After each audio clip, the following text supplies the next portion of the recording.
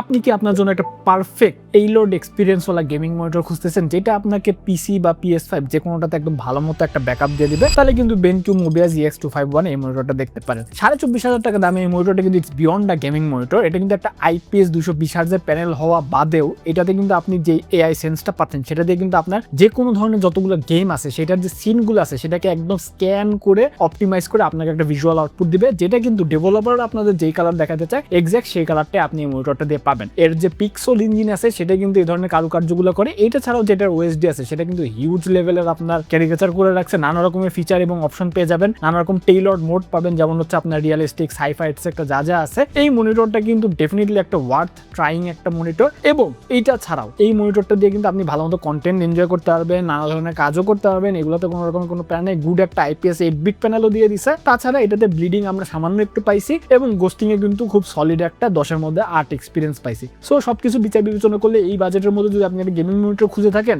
Mobius EX251 কিন্তু একটা definitely buy হইতে পারে। Thank you, I will catch you on the next one.